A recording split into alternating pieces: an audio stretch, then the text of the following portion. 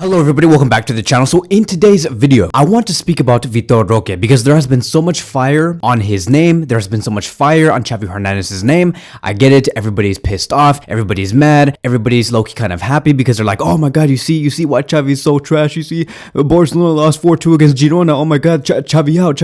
I get it. There's an agenda. I understand. So if you guys are coming with this agenda and you guys really do hate Xavi and you guys really want to make your point over and over again about why Xavi's just so bad, right? Like, oh my God. Then just leave this channel right now, leave this video right now, because what you are going to hear, and I promise you guys are going to hear this in this video, I will defend Xavi through this video. I will, whether you like it or not. You may say, Kevin, you are a Xavi fan. Of course I'm a Xavi fan, bro. Of course.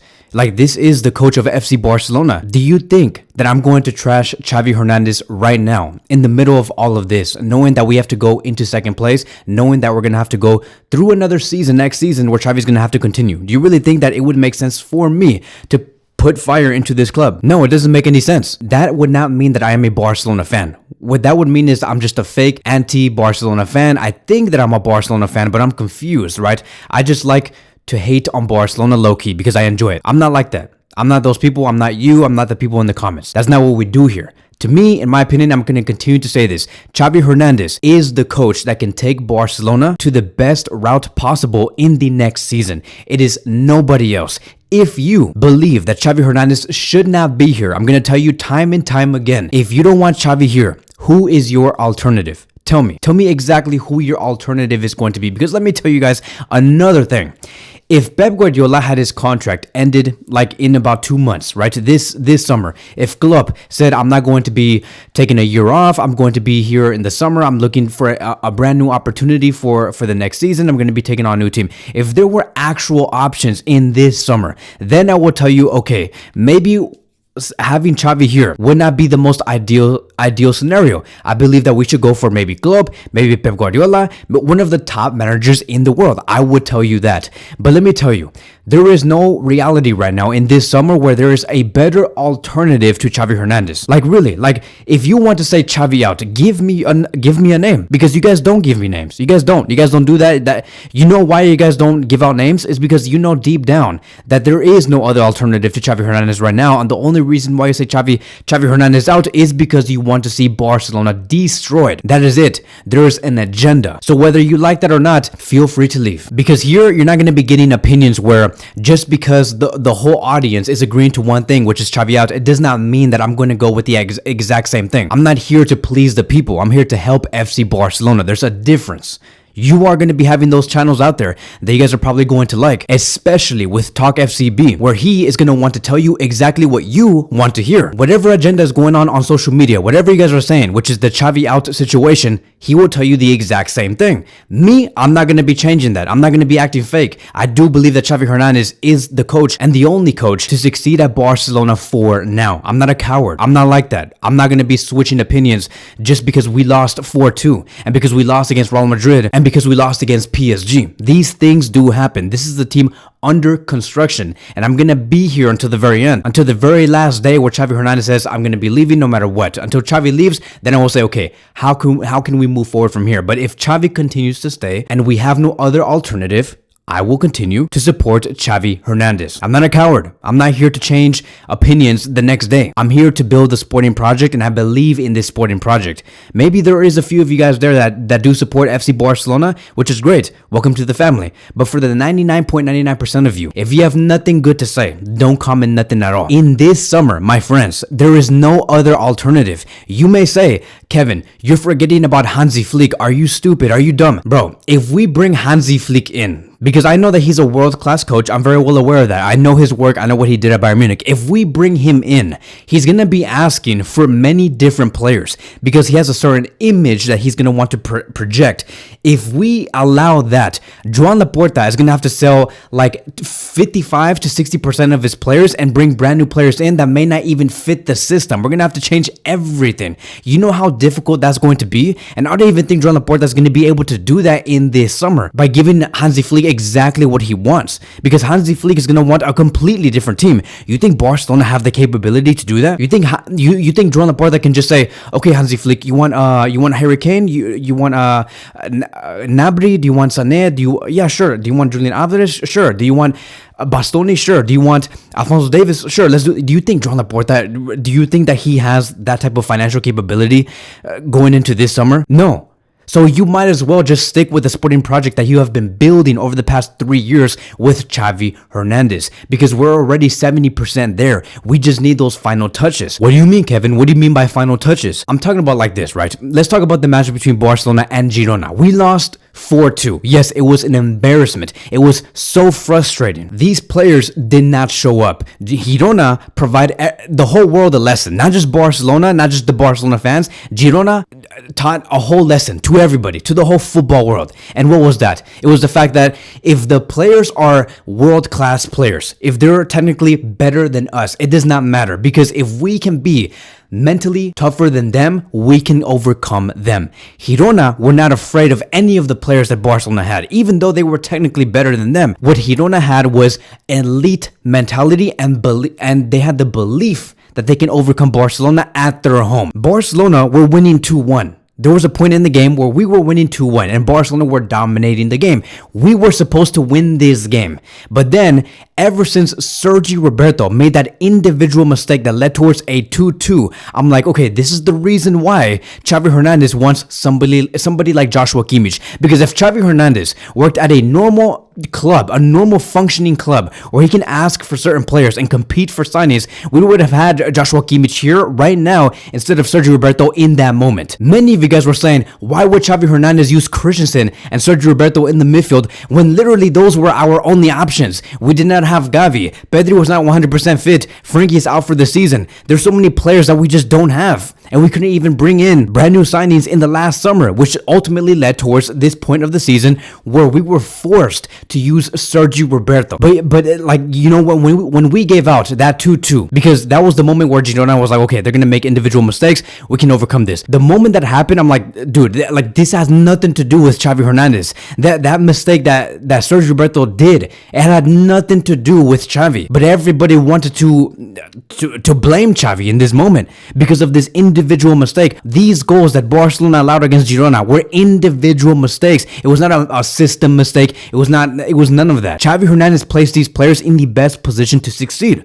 But it just did not end up working out because these players mentally crumbled. These players did not want it bad enough. Like Lamine Yamal had an opportunity to score, but Xavi Hernandez can only do so much in those situations. Like Xavi Hernandez cannot tell Lamine Yamal, okay, when you get the ball in this certain part right here, I'm gonna need you to shift left and then shift right because there's gonna be two. Like, no, that's not how coaching works. Like it gets, you do get into points where it's going to just be up to the player whether they want it bad enough or not, whether they want to defend the ball or not, whether they want to attack with the ball or not. This is why Xavi Hernandez needs the individual brilliance of players and why he needs to strengthen his squad into this summer. Like Pep Guardiola 2 years ago, he said, like, yes, I provide these systems, I provide, you know, our general idea of how we should be playing, but it's all about the players. It's all about their individual brilliance. It's all about their talents because they make those little differences on the pitch. Like the coach do not decide, okay, when you get the ball on the right side, you should pass the ball with your toes or something like that, right? Like with the outer foot, so you can make an amazing pass into the box. Like the coach doesn't do that.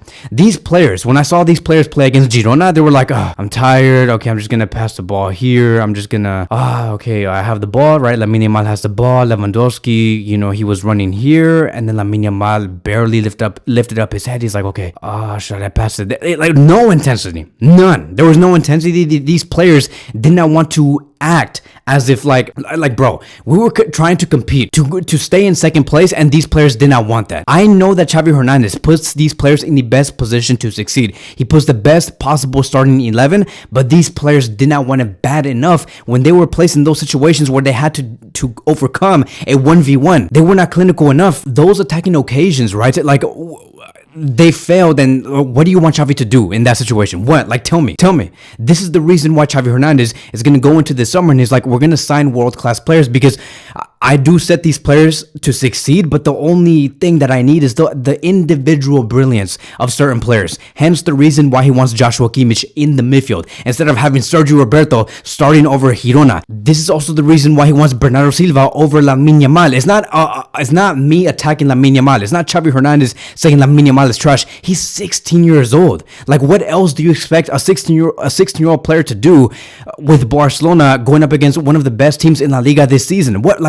Tell me. Lamine Yamal does a lot of mistakes, and that's normal. He's 16 years old, but we want to succeed right now, which is the reason why he wants Silva, somebody who is experienced, someone who can give you great football just for the now. Do you understand what I'm saying here? Are you lost? Or if you don't understand this, dude, to everybody here, if you guys, the people who want to provide all this toxic stuff on the comment sections, if you don't understand this, then you simply just don't want to understand it. You don't want to understand it. You don't, because you have an agenda. You have an issue. And I'm sorry. There's only so much that I can do on this YouTube channel. There's a reason why Xavi Hernandez wants Nico Williams. There's a reason why. It's because they're high technical players. All Xavi Hernandez has to do is like, okay, just position yourself in this way. This is all you have to do. Trust me, Lewandowski is going to be making that run. I have certain orders for Lewandowski, and then all you have to do is bring your individual brilliance up against these two players or this one player that I'm gonna set the whole situation up for you. Like, that's the reason why. This is the reason why we're going for Silva, Kimmich,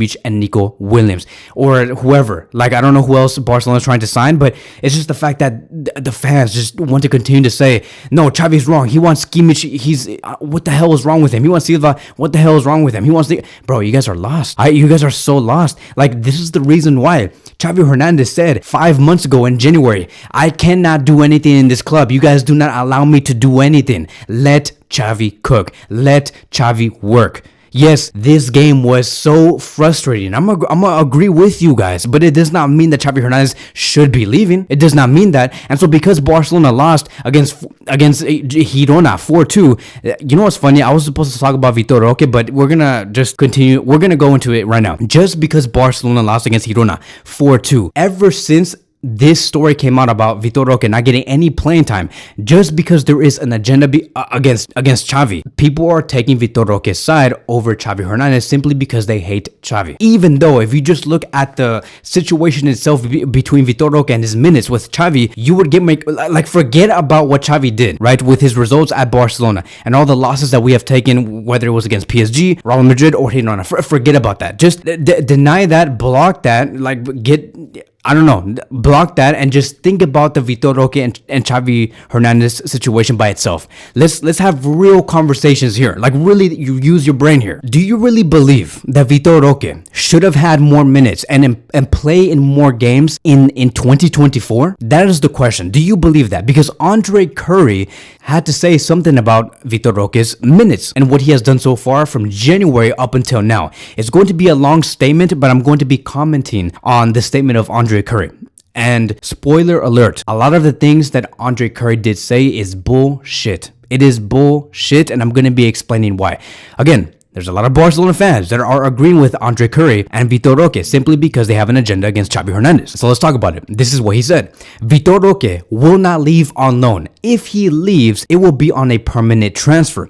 He has to have more minutes. No one understands why they don't play him more. Xavi never spoken to the player either. I don't understand the situation. It is not right. First of all, Andre Cury, the agent, right? We have to remember that he is an agent. He travels the world. How the hell does he know that Xavi Hernandez has not spoken with Vitor Roque during the training sessions? How does he know? Is he in the training sessions? Is he the one that works within Barcelona? No, he's not a Barcelona employee. He's out there working, looking for other players to bring to Europe. So I don't know why he's saying Xavi Hernandez has not spoken to the player. So let's continue. He says, if the club does not give Vitor Roque a chance, unfortunately, we will have to talk to the club to find a solution. A loan for a young boy will only end up harming him. This is very dangerous for his career. Now, let me tell you, I don't understand why everybody keeps making up this narrative about Vitor Roque going out on loan, because I don't think that he will go out. He's not going to go out on loan.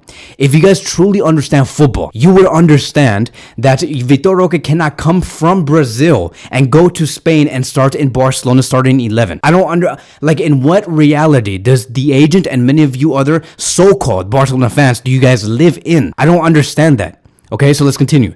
The best thing is to stay at Barcelona. But if you can't stay, we're going to work so that he definitely leaves. But me and the player chose to come to Barcelona for less than half the offers from other clubs. We are happy at Barcelona and we want to continue. If it is not possible, we will have to speak. The boy has a contract with Barcelona. If we chose Barcelona, despite having other offers that were twice as strong, it's because we wanted to come to Barcelona. And okay, that's fine. Like, you wanted to come to Barcelona, but don't use money as a weapon and try to weaponize like money to against Barcelona. Don't use that. Please don't. Let's talk about the sport. Don't use money and say we could have gone here, we could have gone to United because they were offering 90 million euros. Like, bro, like what are you doing? Please tell me, what are you doing? Why are you using money as a factor when we all know that for sure? Let's just talk about the sporting reasons for this to make sense, which we are going to be talking about in a few seconds. So he continues, we're going to prove, and I'm sure that Vitor Roque is going to be a great player, but if Barcelona does not let him, the club, the coach, or I don't know what happens internally. We will have to look for another way. Then he continues, Xavi has given minutes to youngsters like Fermin Lopez, Cubarsí, Lamine Yamal, but not Vitor Roque. I don't know how to explain this. And let me tell you, if you don't know how to explain this, I will explain it for you and I will set you straight. And I'm going to set everybody here, all these fans, so-called Barcelona fans, set you guys straight. Vitor Roque came from Brazil, okay? Xavi Hernandez, about a month and a half ago, said Vitor Roque does not understand positional play. He does not understand link-up play. Yes, of course, he knows how to score goals, but in terms of teaming up with your teammates, how to perform as a collective, Vitor Roque does not have that yet. That is the key word. Vitor Roque does not have that yet. When you talk about Fermin Lopez, Cubarsí, and Lamine Yamal, this is not Spanish favoritism. It is not Spanish favoritism. Xavi is not our racist. Xavi is not out here saying I only allow players that are from Spain to start or to have minutes at Barcelona. He's not racist. He's none of that, right? There's something called La Masia. There is something called starting at the age of 9 years old, working up your way all the way into the first team. It's not racism. It's not Xavi has favoritism. It's not that. Okay, let's think. Let's use our brains, right? Fermin Lopez has been at Barcelona since 2011 or 2012, since he was 9 years old. Lamine Yamal has been here for the past 10 years. Cubarsí has been here for the past 10 years, working through the academy. They know what it's like to play at Barcelona. They have been trained for this all their lives. And so, of course, when you see Fermin Lopez and freaking Cubarsí and Lamine Yamal going into the first team, getting these minutes, of course they're going to be getting minutes because they understand positional play. They understand how to link up with other players. They understand how to distribute great passes. They understand how to be very technical. They have been training for this all their lives. Why is the agent acting so stupid and saying, how is Fermin Lopez, Cubarsí, Lamine Yamal getting minutes over Vitor Roque? Bro, Vitor Roque came from Brazil. He came from freaking Brazil. And if you're going to tell me, oh, but look at all the goals that he scored at Brazil, dude, the Brazilian league, the level is not close to La Liga. It is not close to La Liga, bro.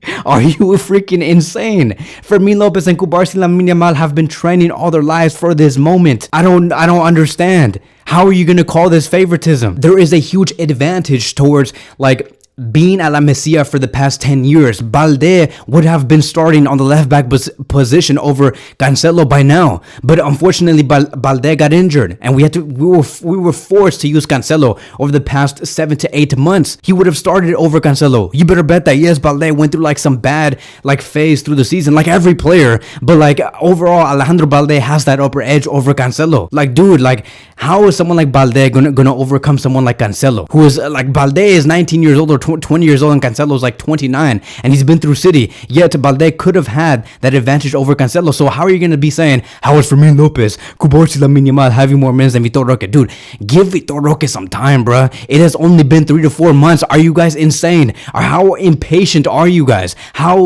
It's hard for me not to cuss in this video because I know that I'm going to be flagged so hard for this, but I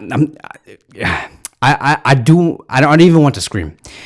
Vitor Roque, dude, he's 19 or he's 20 years old. He's young. He just came 3 months ago and everybody's acting like it's the end of the world. You want to know why everybody's acting like it's the end of the world? Is because everybody has an agenda against Xavi Hernandez, which is why this narrative is being made. So Andre Cury continues to say, Xavi explained that Vitor Roque must gain trust first. And so I tell Xavi that the trust must be shown to him by the boss, which is Xavi himself. You must help him by giving him good enough minutes, not bad ones. But like I've said, dude, like how are you gonna put Vitor Roque in the 11? And I'm gonna back this up because I know, bro, I'm ready. I'm geared up. Okay, like if you guys want to say, oh, Lewandowski, he's been bad, like Vitor Roque should have been starting. Okay, we'll talk about that in a second. Hang with me here. He continues to say, it would be nice if he played full matches with the starting team. Yes, of course, it would be nice. It would be amazing. It would be so awesome to have Vitor Roque, Lamine Yamal, and Rafinha up top. But let's be realistic. And so he says, it is the coach who must show confidence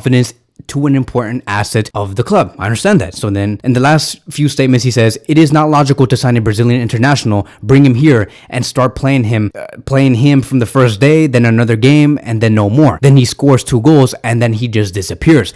Everyone saw that against PSG, Barcelona needed a goal and they could have benefited off of having another 9. It is clear that in many games, the team needs fresh legs to press. If Xavi doesn't see this in that way, then patience. Okay, let's step away from this statement. There has also been kind of like what Andre Cury did say. He could have used Vitor Roque in the match against PSG, basically meaning that, you know, we should have Lewandowski sit down and then have Vitor Roque come in, because we're not going to be switching out Rafinha, right? Rafinha was one of the most productive players against PSG, right? We're not going to be switching Rafinha for Vitor Roque, right? Because we know that Vitor Roque can play on the left wing, but we're not going to do that, right? Are we going to go that stupid and say that we should have taken out Rafinha and put in Vitor Roque, because Rafinha was the best player against PSG, right? So we're clearly talking about taking out Lewandowski and putting in Vitor Roque.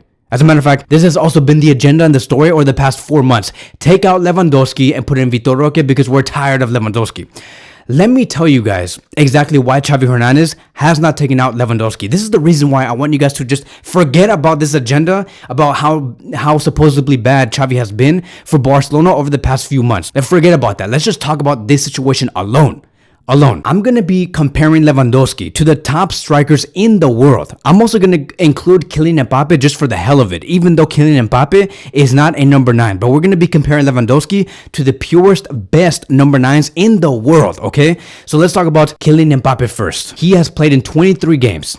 Wait, hold on. I forgot to say some things. We're just going to be counting the games that these players have played in 2024, ever since Vitor Roque came in. Okay, ever since Vitor Roque came in, which was back in January. And we're going to see who has been the most productive and why it is supposed to make sense that we should be taking out Lewandowski and putting in Vitor Roque.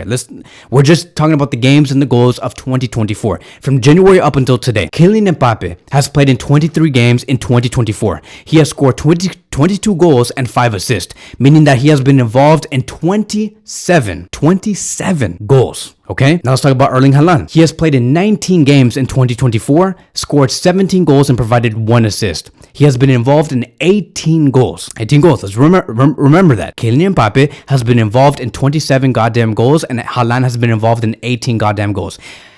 Let's talk about Kane from Bayern Munich. He has played in 22 games in 2024, 19 goals and 3 assists, which means that he has been involved in about 9, 10, 11, 12, 22 goals. Okay, so like he has been involved in 1 goal contribution per game. That's great. Kane has been a tremendous striker for Bayern Munich. Everybody can agree on that. Dovbyk. Let's just bring in Dovbyk, who has been the top goal scorer for La Liga. He has played in 16 games in 2024, 9 goals and 2 assists. That is 11 goal contributions. Lautaro Martinez, the best striker in Italy, has played in 19 games in 2024, 9 goals and 0 assists. So, how does Lewandowski compare to any of these players? Do you guys know? This is what's going to surprise everybody here. Do you guys know that out of all of these players here, Lewandowski ranks in second? Do you guys know that? Lewandowski played in 24 games in 2024, scored 15 goals and provided 4 assists, meaning that Lewandowski beats Erling Haaland, beats Dovbyk, and beats Lautaro Martinez. I know that I said that Lewandowski ranks in second in this list, but he actually ranks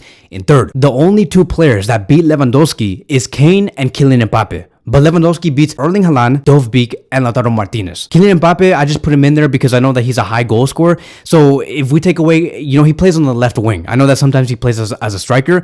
But if you take out Kylian Mbappe, Lewandowski comes in second. Kane is number 1. But if you add Mbappe, Lewandowski is in 3rd place. So how do you expect for Xavi Hernandez to say, you know what, because Vitor Roque is more energetic, we should just put him in and take out the top 3 best goal scorer in the world. One of the top 3 best goal scorers in the world. We should just do that. You really think that makes sense? You really think that Xavi Hernandez should take out Lewandowski, who has been one of the most effective strikers this season? I mean, in this year of 2024. Most effective, most efficient. He scores a lot of goals. People forget about that. Just because Barcelona as a collective lose, they forget about things that Lewandowski has been doing. And they say Xavi Hernandez does not know what he's doing. Vitor Roque should have been starting over Lewandowski, getting more minutes, playing more games, but apparently it's the agenda. It's because they don't want it to make sense. They don't know what they're talking about. And that's the thing, is like, I'm seeing all this fire on social media, and it's sad to see. This is the reason why it's so sad to see that, you know, like, Barcelona is going through this thing, is because we're the only ones that suffer so much. And that is why I am here to defend Xavi and Barcelona, because everybody speaks based off their agenda or their emotions. I speak based off facts and based off how Xavi really is doing at Barcelona.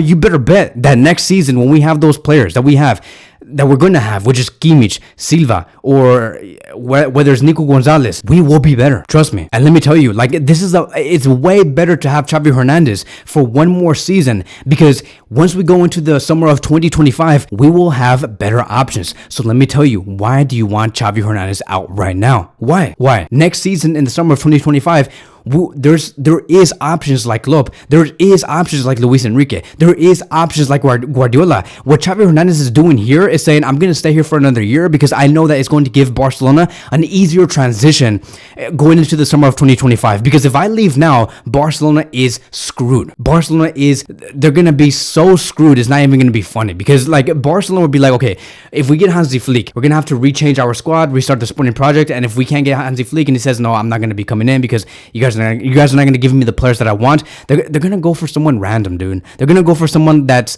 coaches Betis, Valencia, Sevilla. They're going to go for somebody, just a nobody. Like, you're just going to come in and be like, I'm only here for the season, and it's going to be a mess, dude. It's going to be a throwaway season next season if we don't continue with Xavi. Why do you think that the fans, like, when over there at Girona, why do you think that they were saying Xavi quédate, Xavi stay? You know why they were saying that? It's because they want to provoke. It's because it's a mind game. It's a mind game. They didn't say that with Ronald Koeman.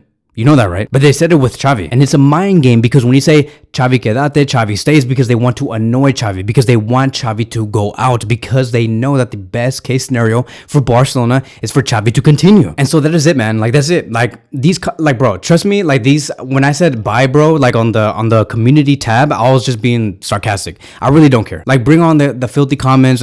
It doesn't matter, bro. Like, at the end of the day, I know that Joan Laporta will continue with Xavi. I know that many have also been saying Joan Laporta needs to resign, vote of no confidence, whatever, bro. It's just shut up, bro. I'm sorry that I'm being disrespectful, but, like, it's not gonna work. All right, Joan Laporta is untouchable. Xavi Hernandez is untouchable. They're not going to be leaving. There is going to be media pressure. You guys can even pressure me. No, I stand with them. And that's it. I'm not standing with whatever you guys want to build and this. No. I'm not a coward. I'm not here to say exactly what you guys want to hear. That is how it's going to work here in this YouTube channel. Even if that means that I have less subscribers, less views, it's not the most popular thing to say. I'm not a coward, bro. I don't sell myself. I do not sell myself. And that is why I'm going to continue to say all the way into the summer, to the end of this summer and all the way to the next season, Visca Barça, let's go Xavi, let's go players, let's go Lewandowski, let's go Rafinha, let's go Lamine Yamal, let's go Gavi, let's go Frankie, and we're going to run it again next season and come in with much better reinforcements. There's nothing that you can say. Nothing. And Xavi knows this, Deco knows this, Joan Laporta knows this. There's nothing that you guys can do. Nothing. So that is it. Thank you guys so much for watching, and I will see you guys in the next one.